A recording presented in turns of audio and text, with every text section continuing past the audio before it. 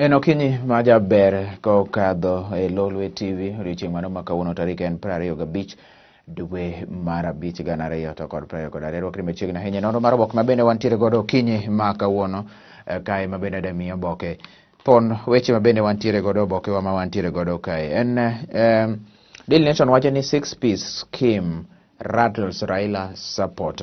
Iwacho ni kanyo nyaka gie sani wach mar 6-piece chal ni koro en gima bende oyungo matin sera ma bende koro Raila nitiere godo. 6-piece rebellion as Raila Ruto unite. Iwacho ni 6-piece rebellion as Raila Ruto unite. Mano The Standard wacho kanyo ni wach mar 6-piece kata goyo kura ne duond bura achiel piny nyaka malo en gima bende koro nyaka gie sani koro yuda kweda ahinya. Mano koro kuma iwacho ni kuma Raila Ruto unite kuma gere oren mar lando wach mar 6-piece koro yudo ka nitiere duond buche moko bende koro wuok tung' mosuo to kod jotelo mag riwruogego. Emoda ng'iyo ne achakri kae kod weche moko bende wadhi ng'iyo en Raila readies for Kalonzo return. Iwacho ni One Kenya, Azimio One Kenya nyaka gie sani koro oseketo kenge maneno ni koro Kalonzo Musyoka bende koro obi oduogo. Mago wadang'iyo nena kachako kae ite mokwongo kaka pile bro yudo kanyo weche mago ma bende koro komi peke ite mokwongo ni to kata kamano ibro yudo ka gintiere weche moko minyalo somo kendo ng'eyo ne taw mathoth kaka ma en why your weekend Naivasha trip might lead to an encounter with Mchele gang. Ing'eyo jo Mchele gang Pishori babes kata jago ma bende wacho ni keto yath moro machalo mchele seche ma joma odhi metho to gendo gichake mayogi. Mano ibro somo kanyo mondo ing'e ibed motang' kaji bende koro chomo weekend. Ite mar adek en kanyo ni bizarre twist in woman's death after assets raw. Koro nitiere miyo moro bende koro japiny Uingereza manyaka gie sani koro iwacho ni odonjne ok en miyo en ng'ama dichuo ma japiny Uingereza bende koro donjne kitude kanyo to kod nek mar jaode gwenge mag Malindi kochacha. Mano ka iwacho ni otenore gi wechego mag ywaruok mago mag mwandu. Bila nyaka gie sani koro chieng' jumapil nosemako migosi Simon Harold Shields ka bende tut kode to kod nek mar Jacinta Njoki manicha en jaigni mano onegi higa 2018 e gwengego mag Tarantha Meli wach ma bende koro inono ahinya kata bende ne iwacho ni en masira to koro inono. Police said they are confident that they have enough evidence to prosecute Shields for Njokis. Magocha bende bro somo kanyo. Wadonjo ne ite mar ang'wen koro bende koro siasa ochakore kanyo. Gachagua, my selection as Ruto's running mate split Mount Kenya, but that is all in the past.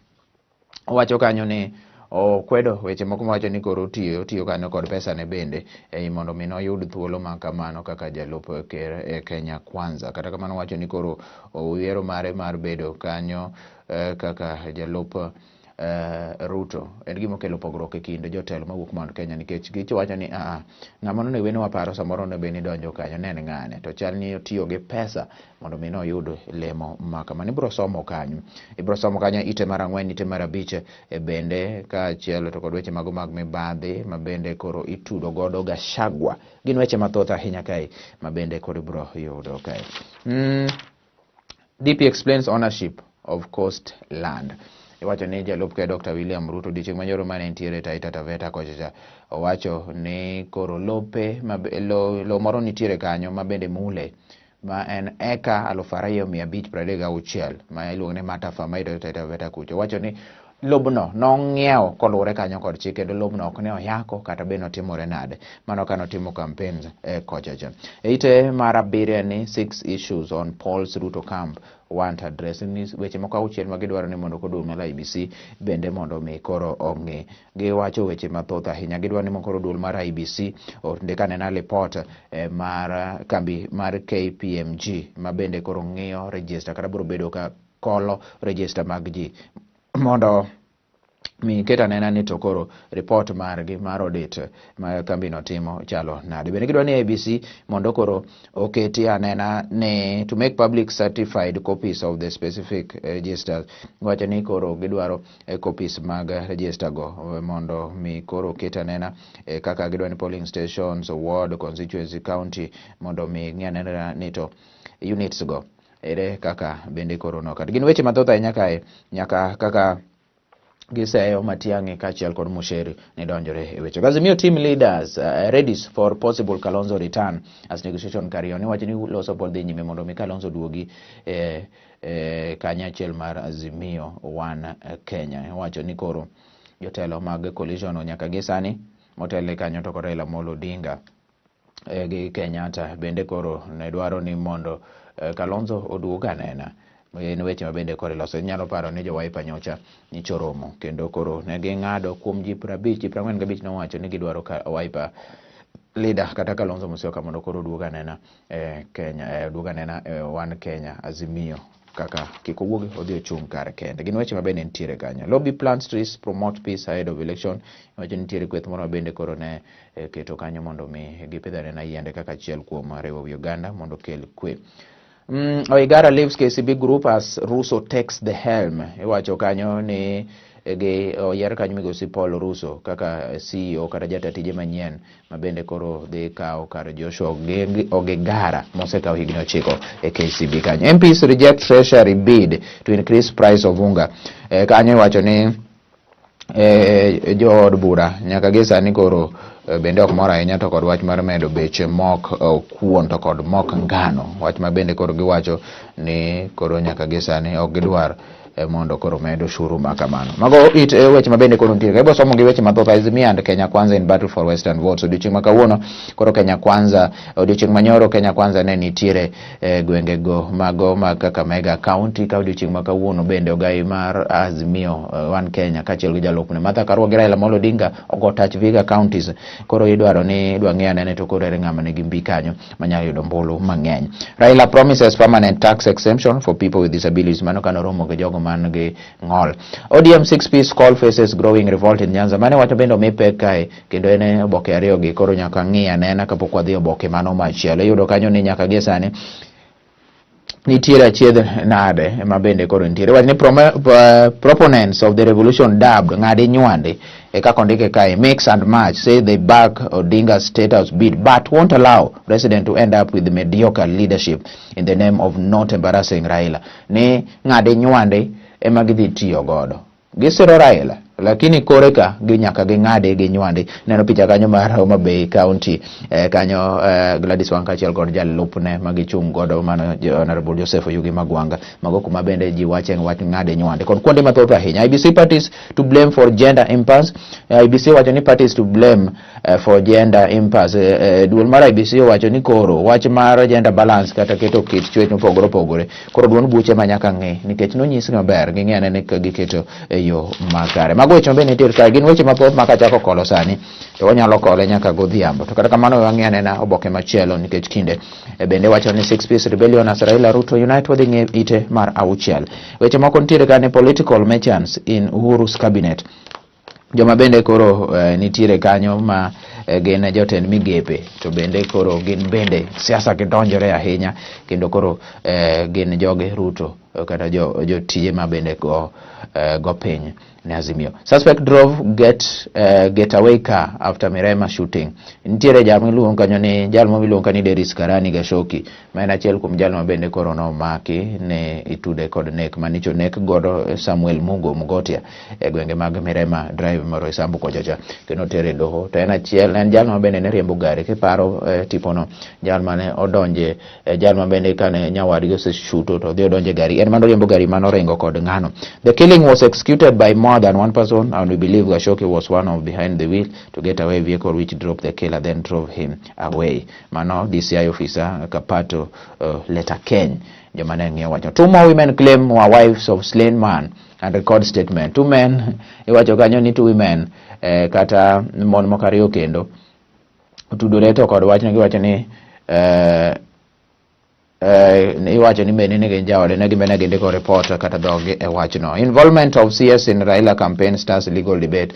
Kata bende bedo ni kod jotend migepe moko ntiyo pod tiyo ntiere donjore campaign ne Raila Amolo Odinga gima kelo chieth nade ahinya. Wantiere kanyo kod Joe Mushero, wantiere kanyo to kod Mwangi ki oken Mwangi luongo ni Peter Munya, wan kanyo to kod PS Karanja Kibisho to kod ji mathoth ahinya. Koro wacho ni en gima kelo duro neno pach kae jo chike jolony weche mag chike to kod jo kaka ji bende yok. Matiang'i calls on accountants to uphold trust.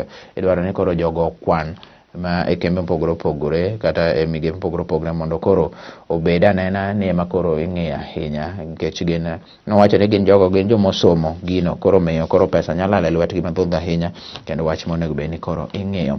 Ite mar auchiel kaka nasenyisi ma bende koro Raila and Ruto beat drums for 6 piece voting in strongholds. Wach mar stronghold wach mano mar 6 piece ma bende kelo chiedh nade ahinya. Leader mar the Service Party, a vibrant iluongo ni Mwangi Kiunjuri, wacho niya, a vibrant democracy is enriched by intra-competition within the Kenya Kwanza Alliance and the rest of the competitors, particularly in this poll. Gina achiel kuom jogo ma bende koro ywago 6 piece nikech jatend Kenya Kwanza William Ruto lando wach mar UDA, to gin kaka parties moko bende nitiere kanyo. Gina chiedh nade. Raila bende lando wach mar 6 piece kela chiedh nade wach mabende ni wasomo kacha ng'ade nywande. Wantiere kod example mochiw kae. Kisumu nitiere governor Anyang' Nyong'o manyo kanyo, Jack Rango ma bende nitiere kanyo to kod MDG. Migori Ochilo mino gi ODM to bende nitie duond buche kaka DAPK nitiere kanyo mar Jubilee. Koro yudo ka samoro ng'ade nywande teka. Siaya nitiere Orengo gi ODM, baso nitiere Gombo bende gi duond bura machielo mar UDM. Koro wach mar ng'ade nywandi ne ema jopiny wacho ni oyo wadwani wang'ade wanywandi. We won't allow 6 piece voting. Kiunjuri wants coalition bosses. Mano wach mabende anyisi cha. Kenya Kwanza may not be an option for deterring Kalonzo. Iwacho ni kata obedo ni Kalonzo koro en ng'ama dhe kama to Kenya Kwanza bende gima okonya paro mondo mi odoge ponono ni koro owuok mondo koro miyo sir ng'ato. Wach mibiro somo kanyo kaka senyisi ni gidwaro bire Azimio. High Court slaps Sonko with fresh order stopping his bid. Iwacho kanyo ni Governor machon ma Nairobi Mike Mbuvi Sonko odiochieng' manyoro koro nochako yudo chik moro kowuok e doho mar tame mondo miyo otim ochung' e yiero ma dwe mar 8. Anthony Mirima ma ndiye ng'ad buche no wacho onyiso duol mar IBC mondo koro kik puodhi Sonko. Mano en kalore kanyo to kod weche moko bende koro luwe no ma osebedo kapok otieko, kendo koro wacho ni en chapter 6 kata bende katiba chapter mar 6 mang'iyo bidhruok mar jotelo kaachiel kod telo bende koro kolwore godo. Former governor asked judge to impose 50 million fee to all petitioners. Wacho kanyo ni koro bura omake no mondo koro ketne ji kare million 50. Supreme Court bans comments on presidential election petition. Martha Koome man Chief Justice wacho ni koro nyaka gi sani koro chike kotenore gi weche mag yiero maker bende koro en wach ma bende gidwaro golo mondo kik kel achiedh nade kod tungni makon. MPs reject proposal for tax hike on goods. Wach ma bende asemi mar medo mogo to kod weche moko ma bende koro ne dhi hinyo gima ne dhi hinyore ahinya en mok kuon, mok ngano, mok mariwa, beer, spirits kaachiel to kod tugo mar lal kod yudo kata betting. Proposed tax increase biane imedo kanyo gi kwana tamalo 10 ka spirit ni imedo kanyo kwana tamalo to kod 20. Mano ema bende koro proposed tax increase kuma gidwa ni mondo koro mede gigo to moko kaka mogo gene to koro ne dhenyo japiny ma kawaida koro wacho ni kongo to koro meda. Tabitha denies owning Keroche in case of a bid to run for Senate. Mano ni iluongo ni Tabitha Karanja ma bende ong'e kaka wuon Keroche Breweries. Iwacho kanyo ni nyaka gi sani koro nowacho ni en mana CEO, en mana jata tije, ok en wuon Keroche onogono. Wach ma bende koro tendo ki owacho ni koro luwe ki yor siasa. Former MP denies links to viral posts on Running Mate.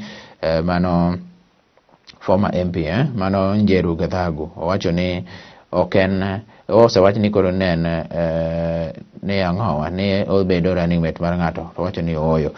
Gin weche mabende nitiere ka jopur mantiere weche mag jopur. Ruto promises to revive projects address historical land injustices. Mano kanene gwenge mag dho wadh nam chumbi kocha. Ibro somo weche mathoth. Don't listen to naysayers. Women are driving the wheels of change. Mano patch jandiko moro kae ite ma bende nitiere kanyo sana ahinya to en wach mabende koro ondik kae to kod jondiko mopogore gin weche mopogore opogore bono tipo kae mar Gladys Wanga Homabay Women Rep and governorship aspirant. Mago gin weche mabende koro wacho ndiko kanyo.